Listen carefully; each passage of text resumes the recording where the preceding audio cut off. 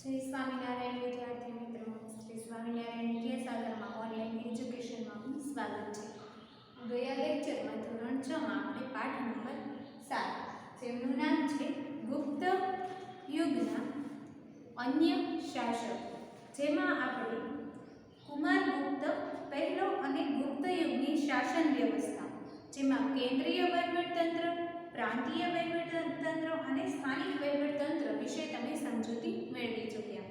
તો આજે આપણે ગુપ્ત યુગની જે આર્થિક સ્થિતિ છે તેમજ ગુપ્ત યુગની ધાર્મિક સ્થિતિ, ગુપ્ત યુગની સાંસ્કૃતિક સ્થિતિ અને ગુપ્ત યુગની વિજ્ઞાનની સ્થિતિ તેમની વિશે આજે આપણે સમજૂતી મેળવીશું। તો ગુપ્ત યુગની આર્થિક સ્થિતિ, તો ગુપ્ત યુગ આર્થિક પરિસ્થિતિમાં ભારતનો સુવર્ણ યુગ હતો, એટલે સોનાનો યુગ તેમને માનવામાં આવતો હતો। ખેતી, આંતરિક વેપાર, આંતરરાષ્ટ્રીય વેપાર ખૂબ જ વિકસ્યો હતો। ખેત પદ્ધતિમાં વાર્ષિક, ત્રિવાર્ષિક અને પંચવાર્ષિક ખેત પદ્ધતિઓ અલગ અલગ જોવા મળતી હતી। ઉત્તર ભારતમાં ઘઉં, ચોખા, ગાંધારમાં શેરડી અને કાશ્મીરમાં દ્રાક્ષ અને કેસરના કામરૂપ નાળિયેર થતા હતા। તો ઘઉં, ચોખા અને ગાંધારમાં શેરડી અને કાશ્મીરમાં દ્રાક્ષ અને કેસર વગેરેનો વધારે પ્રમાણમાં જોવા મળતું હતું।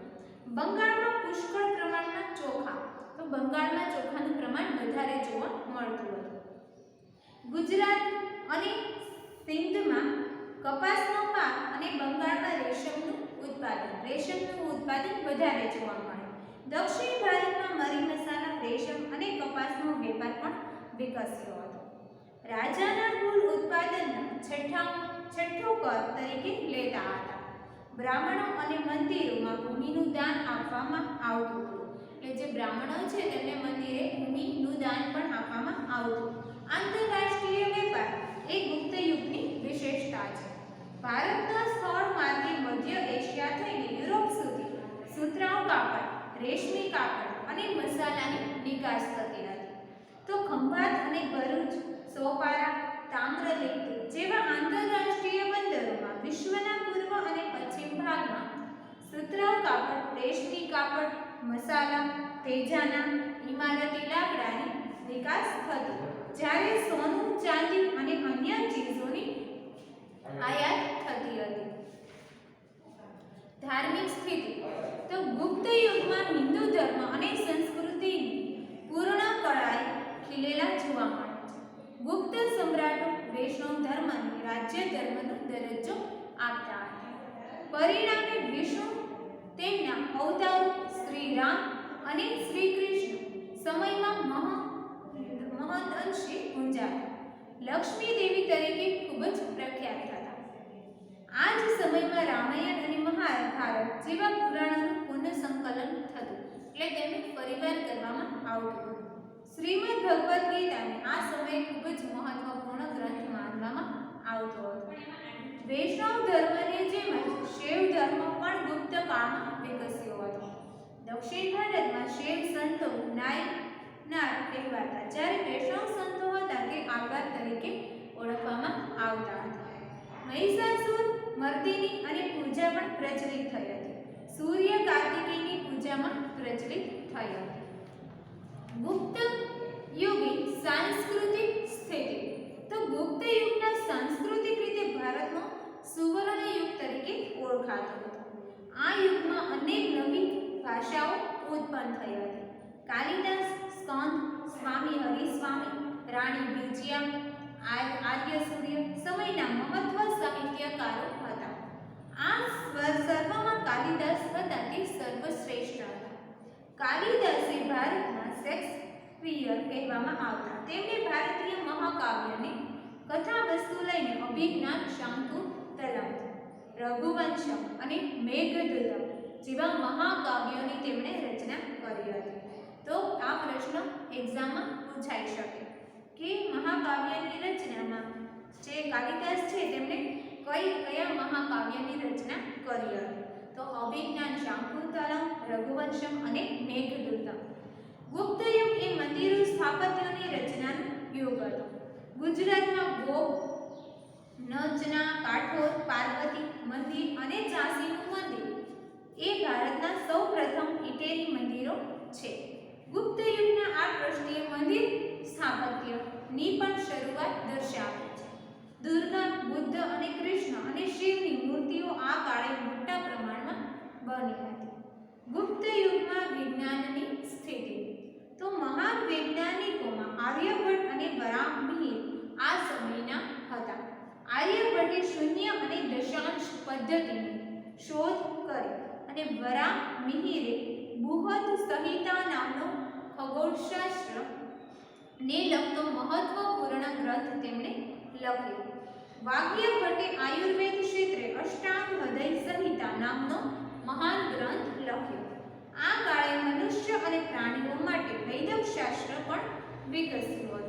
હાથી ઘોડાની દવાઓ પણ શોધાઈ હતી. રસાયણ શાસ્ત્રોનો પણ ખાસો વિકાસ થયો હતો અને તેનું સર્વશ્રેષ્ઠ ઉદાહરણ દિલ્હી પાસે આવેલો મેહરૌલીનો લોહ સ્તંભ છે, જેને હજી સુધી કાંટ લાગ્યો નથી. સમ્રાટ હર્ષવર્ધન. ગુપ્ત યુગ પછી પ્રાચીન ભારતમાં મહત્વપૂર્ણ રાજ્યમાં હર્ષવર્ધનનું રાજ્ય ગણાય છે. તેઓ થાણેશ્વરના પુષ્યભૂમિ વંશના હતા. પ્રભાસ્કર વર્ધનના પુત્ર રાજ્ય હર્ષવર્ધન હતા, જ્યારે તેમની પુત્ર રાજ્યશ્રી હતી. રાજ્યશ્રી કનૌજના રાજા ધ્રુવ વર્માની રાણી હતી. ગોડ રાજવી શંશાક અને માલવ રાજે રાજ્યશ્રીનું અપહરણ કરીને રાજ્ય પર આક્રમણ કરતા મોટી કટોકટી ઊભી થઈ. રાજ્યવર્ધનનું મૃત્યુ રાજ્યશ્રીને બચાવવા જતાં થયું હતું. આવી કટોકટીભરી પરિસ્થિતિમાં 606માં સમ્રાટ હર્ષે રાજ્યારોહણ કર્યું અને રાજ્યશ્રીને બચાવ્યા. એટલું જ નહીં, રાજ્યશ્રીના રાજ્ય કનૌજ અને થાણેશ્વર એમ બંને રાજ્ય પર પોતાનું યોગ્ય તેમણે શાસન પણ કર્યું હતું. હર્ષવર્ધન પ્રાચીન ભારતના છેલ્લા મહાન સમ્રાટ હતા. તેમણે મગધ, ઓડિશા, સારસ્વત અને ગોળ મિથિલા સુધી પોતાનું સામ્રાજ્ય ફેલાવ્યું હતું. તેમાં સમકાલીન રાજ્યમાં વલ્લભીના મૈત્રક રાજા ધ્રુવસેન તેના જમાઈ હતા. તો દખ્ખણમાં પુલકેશી બીજો સૌથી શક્તિશાળી રાજા હતો. હર્ષવર્ધન અને પુલકેશી વચ્ચે થયેલા નર્મદાના યુદ્ધમાં સમ્રાટ હર્ષનો પરાજય થયો અને હર્ષે મોટે ભાગે નર્મદાથી ઉત્તરના શક્તિશાળી તેઓ રાજા ગણાયા હતા. સમ્રાટ હર્ષનું સાંસ્કૃતિક પ્રદાન બહુ જ અગત્યનું હતું. તો તેના સમયમાં તેને મહાન ચીની યાત્રી યુઅન સ્વાંગ ભારતમાં આવ્યા હતા. તેમના રાજ દરબારમાં તેઓ રહ્યા. હર્ષ શૈવ ભક્ત હતા. પછીના બૌદ્ધ ધર્મમાં મહાન તેઓ અનુયાયી પણ બન્યા. તેમણે કનૌજના યુઅન સ્વાંગના અધ્યક્ષ પદે એક ધર્મ પરિષદનું પણ તેમણે આયોજન કર્યું અને બુદ્ધની પ્રતિમાને હાથીની અંબાડી પર મૂકી તેમણે પૂજા પણ કરાવી હતી અને સ્થાપિત કરીને મહાયાન અને હિનયાન જેવા બે ગ્રંથ સંપ્રદાયો વિશે તેમણે માહિતી આપેલી હતી. સમ્રાટ હર્ષ એ સાહિત્ય, કલા અને વિદ્યા પ્રત્યે અનુરાગ પણ રાખતા હતા. તેના દરબારમાં મહાન કવિ બાણભટ્ટ સંકળાયેલા છે, કે જે બાણભટ્ટ છે તેમની સાથે જોડાયેલા હતા. તેમણે હર્ષચરિત અને કાદંબરી જેવા સંસ્કૃત સાહિત્યના મહાન ગ્રંથો લખ્યા હતા.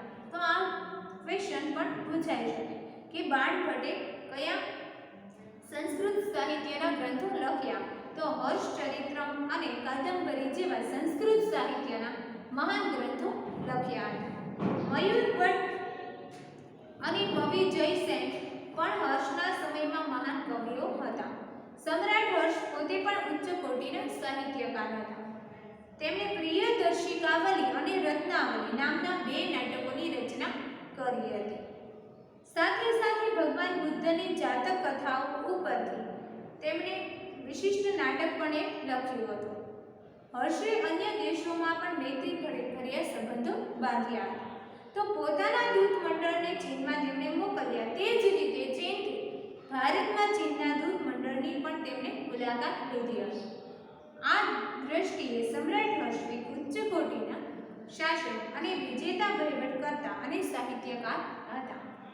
તેમને નાલંદા વિદ્યાપીઠની બાબત 100 ગામ ભેટ આપ્યા હતા. એટલે તેમને નાલંદા વિદ્યાપીઠની તેમને રચના કરી હતી અને એવા 100 ગામ હતા તે તેમને ભેટમાં આપ્યા હતા. પુલકેશી બીજો તો સમ્રાટ હર્ષના સમકાલીન રાજાઓમાં સૌથી શક્તિશાળી ચાલુક્ય વંશી રાજા પુલકેશી હતા. તો તેમણે મહારાષ્ટ્રમાં રાષ્ટ્રકૂટો પાસે સત્તા આંચકી અને પોતાનું રાજ્ય સ્થાપ્યું હતું. બીજા રાજ્યપાલ પાસે જે સત્તા હતી તેમણે લઈ લીધી અને પોતાનું અલગ રાજ્ય સ્થાપ્યું.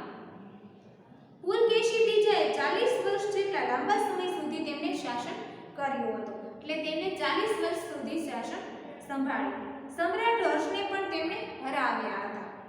તે મહાન વિજેતા હતા. તેમણે દક્ષિણ ભારતમાં કદમો, માહેશ્વર, ગંગો અને કોણમ માર્યાને પણ હરાવ્યા. દક્ષિણ પંથના સ્વામીનું બિરુદ પણ તેમણે પ્રાપ્ત કર્યું હતું. લાટ, માલમ અને ગુજરોને પણ તેમણે હરાવ્યા હતા. કર્ણાટક, મહારાષ્ટ્ર અને કોંકણ એ સમગ્ર વિસ્તારના તે સ્વામી તરીકે ઓળખાણા. હર્ષની જેમ તેણે પણ અન્ય દેશો સાથે સંબંધો વિકસાવ્યા. ઈરાનમાં પોતાના એક રાજદૂતને પણ તેમણે મોકલ્યો અને ઈરાન શહેનશાહ ખુશરોને બીજાના પણ તેમણે મિત્ર બનાવ્યા. અન્ય રાજ્ય આ સમયે અન્ય રાજ્યોમાં કાશીના પલ્લવો, રાજસ્થાનના ગુર્જર, પ્રતિહારો, વલ્લભીના મૈત્રકો અને દક્ષિણ ગુજરાતના ગુર્જરો, કાશ્મીરના કરકટોના વગેરેનો સમાવેશ થાય છે. જેમાં પલ્લવો સ્થાપત્ય કલાને લીધે પ્રખ્યાત હતા. તેમણે બ્રહ્મા, વિષ્ણુ, મહેશ અને અનેક મૂર્તિ શિલાઓમાં કંડારીને તેમણે મંદિરો બનાવ્યા હતા. મહાબલિપુરમના સમૃદ્ધ તટે રથ મંદિરો બનાવનારા પલ્લવોને ભારતની સાંસ્કૃતિક સમૃદ્ધિમાં તેમણે વધારો કર્યો. અનેક એવી મંદિરોની તેમણે રચના કરી અને ભારતની જે સંસ્કૃતિ છે તેમાં તેમણે વધારો કર્યો. કાંચીવરમમાં તેમણે બંધાવેલું કેશવનાથનું મંદિર તે સમયનું સૌથી શ્રેષ્ઠ મંદિર ગણાય છે.